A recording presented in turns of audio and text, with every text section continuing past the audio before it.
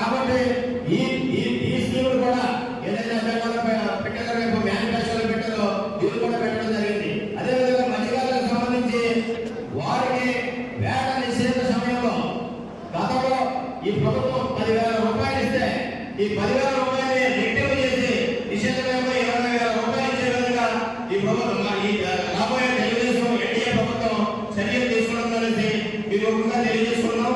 దాన్ని కూడా మేనిఫెస్టోలో పెట్టడం జరిగింది. అదే కాకుండా ఏదైతే వేటకు వెళ్ళి చాలా మనం చూస్తూ ఉంటాం, బోట్లు వేట వెళ్ళిన తర్వాత సముద్ర కెరటాలనే లేకపోతే డ్యామేజ్ అవుతూ ఉంటాయి. ఏదైతే డ్యామేజ్ అయ్యాయో ఆ డ్యామేజ్ సంబంధించిన ఫిషరీస్ ఇన్స్పెక్టర్తో సర్టిఫై చేసిన తర్వాత ఆ డ్యామేజ్ సంబంధించిన డ్యామేజ్ అంతా కూడా ప్రభుత్వం ఇచ్చే విధంగా కూడా చర్యలు తీసుకునే విధంగా ఈ రోజున మేనిఫెస్టోలో పెట్టడం జరిగింది.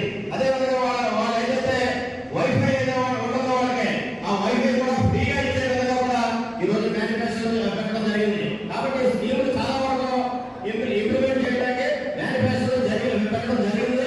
ఖచ్చితంగా జరిగే నిర్ణయాలు కూడా మీకు తెలియజేస్తున్నాం. అలాగే మా సోదరులు మా ఎంపీటీసీ గారు కూడా చెప్పడం జరిగింది. ఎందుకంటే మన బీఎంపీలో జరిగిన అదే కొరోనా చనిపోయిన విధానం చెప్పడం జరిగింది. దానికి ఈ విషయం చెప్పడం జరిగింది.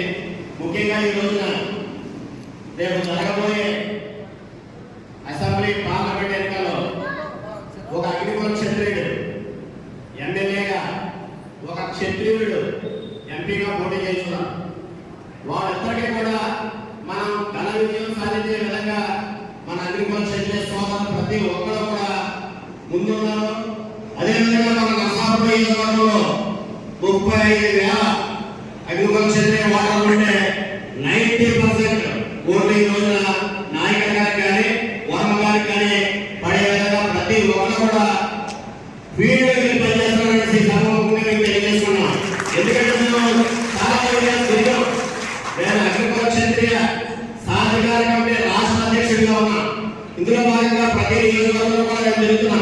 ఎందుకంటే మీరు మత్స్యకారులకి ఎక్కడైతే ఏ పార్టీలో పనిచేసినా ఏ పార్టీలో పోటీ చేసినా మీరు మీ విధి మీరు నిర్వహిస్తున్నారు.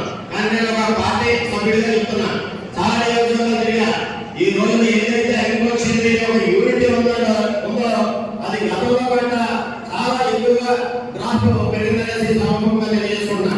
అదేవిధంగా అగ్నికుల క్షత్రియులకు సంబంధించి మన సోదరులు కూడా చెప్పారు రాజశేఖర్ గారు కూడా ఒక విషయం ఈరోజు మాట్లాడటం నేను విన్నాను. ఎందుకంటే ఒక 217 జీవో గురించి సార్ మాట్లాడారు.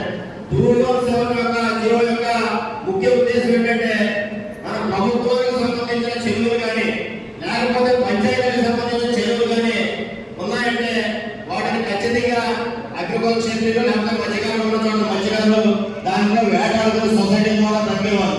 కానీ ఈ దౌర్భాగ్య ప్రభుత్వం వచ్చిన తర్వాత, ఈ జగన్మోహన్ రెడ్డి ప్రభుత్వం వచ్చిన తర్వాత దాన్ని తొందరగా తొక్కి దాన్ని ఆన్లైన్ లో ఆక్షన్ పెట్టి ఆన్లైన్ ద్వారా అక్కడ వాడిని లేకపోతే డబ్బున్న వాళ్ళని కూడా వాళ్ళ లబ్ధి పొందే విధంగా ఆయన చేసిన ఈ దౌర్భాగ్యం 217 జీవోని రద్దు చేయాలనేసి మేము ఏదైతే తెలుగుదేశం పార్టీ మేనిఫెస్టో తయారు చేశారో ఆ రోజున మేనిఫెస్టో తయారు చేశారు. మన కమ్యూనిటీ సంబంధించిన సభ్యుడిగా నేను కూడా ఉన్నా. 217 జీవోని రద్దు చేసే విధంగా మేము మేనిఫెస్టో పెట్టడం కూడా జరిగింది.